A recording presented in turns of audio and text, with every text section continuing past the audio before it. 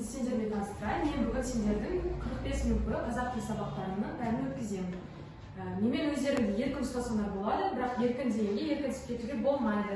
Себебі тәрбие жоқ жерде, білім жоқ. Сондықтан бүгін бәріміз өте тәрбиелі түрде бүгінгі сабақты оқып бітірейік. Келісесіңдер ме? Иә. Бүгінгі өтетін тақырыбымыз киім стильдері. Тақырыпты ашу үшін ең алдымен оқылымды оқып алайық. Кім оқиды? Стиль сөзі латын тілінен аударғанда мәнер, сипат, ерекшелік деген мағынаны білдіреді. Киімде бірнеше стиль қалыптасқан. Классикалық стильге ұстамды ресми киім үлгілері жатады. Аксессуарлар, стильді толықтыру үшін керек заттар сағат, әшекейлер, сөмкелер, портмонелер, тағы басқа да алжабық емес түсті біркелі болып келеді. Келесі. Кеңсе қызметіне, жиналыстарға, іскерлік кездесулерге классикалық стильде киінген дұрыс. Романтикалық стильдегі киім үлгілері ерекше әшекейді қажет етеді. Нәзік, өте әдемі. Түстері әр алуан, аксессуарлары мол болады. Спорттық стильдегі киімдер күнделікті өмірде саяхатқа шыққанда киетін жеңіл жүріп тұрған ыңғайлы киімдер. Күнделікті өмірде саяхатқа шыққанда киетін жеңіл жүріп тұруға ыңғайлы киімдер. Фольклорлық, этникалық стильдегі киімдер. Ұлттық сипаттағы осы заманғы киімдер, бұл киімдер сәнді қолөнер заттарымен безендіріліп, ұлттық нақышта орындалады. Барлығын оқып біттіңдер, енді киім стильдері деген не екенін түсіндіңдер ғой.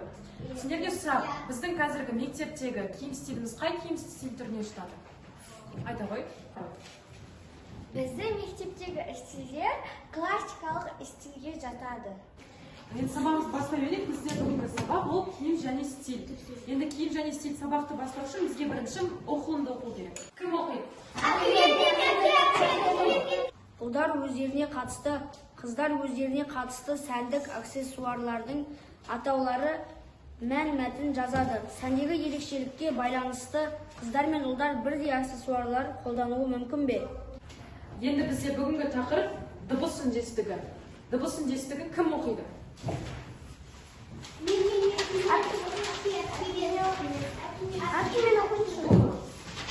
Тәуелдік жалғауларын үндестік заңы бойынша жалғауын мысалдармен көрсетіп, кестені толтырыңдар. Соңғысынан кейінгі дыбысқа ықпал етуі. Мысалы, достар. Сөз соңғысы қатал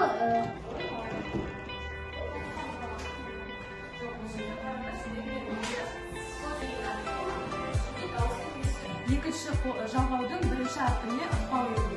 Мысалы, достар. Бұл жерде тар дегенде т қатам, с қатам болғандықтан т ол қатам болып жалғасады. Себебі қатам айтылды. Ал мысалы, қосшы.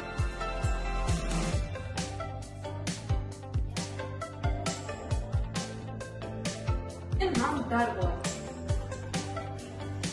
Солай мысал жазасыңдар, тек дәптерлеріңе істелеріңдер қарамай.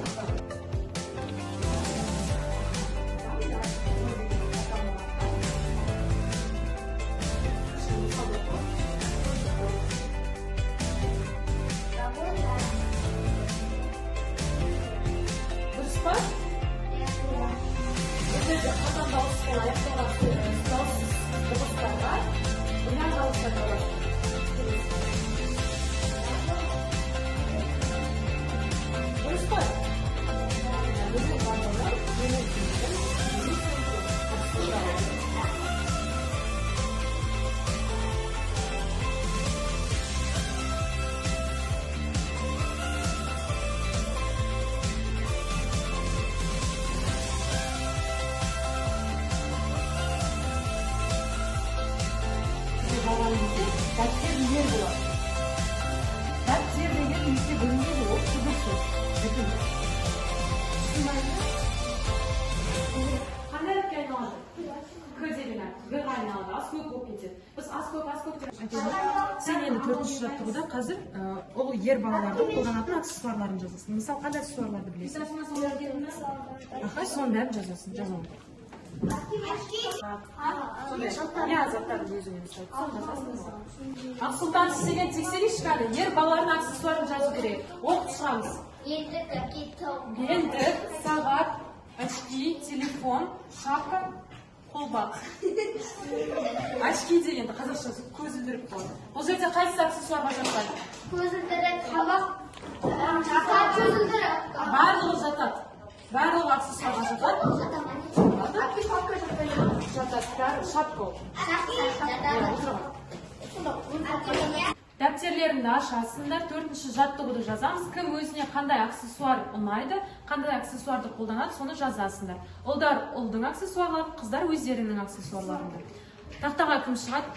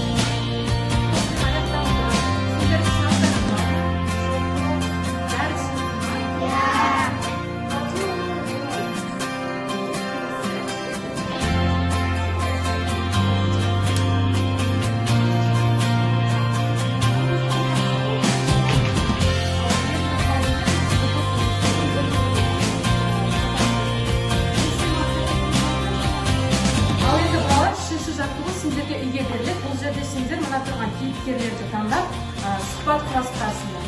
Осымен аяқталды.